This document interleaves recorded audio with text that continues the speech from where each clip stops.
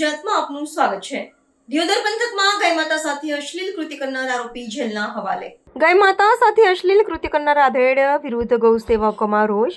દિયોદર પોલીસે ફરિયાદના આધારે આધેડ વ્યક્તિની કરી અટકાયત।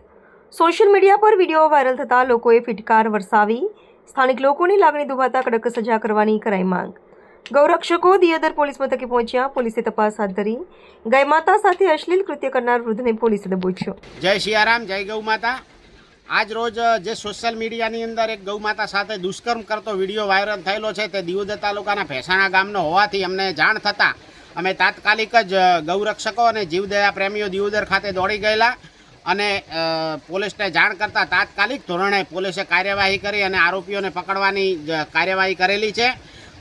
આ વિડીયો વાયરલ થતાં સમગ્ર વિસ્તારની અંદર રોષ ફાટી નીકળ્યો છે કે આવા લોકોને કોઈ પણ હિસાબે કડકમાં કડક સજા કરી અને ફાંસીની સજા આપવામાં આવે તો પણ ઓછી છે એવું કૃત્ય આ વ્યક્તિ દ્વારા કરવામાં આવ્યું છે।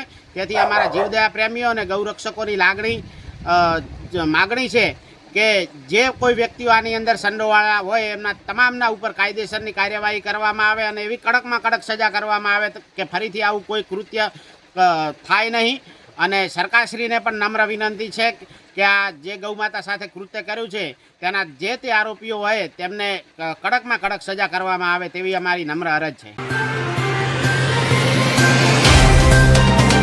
तो व्हाट्सएप, ट्विटर, फेसबुक, इंस्टा जहाँ भी आपका अकाउंट है इसे शेयर बटन के द्वारा वहाँ पर शेयर करें।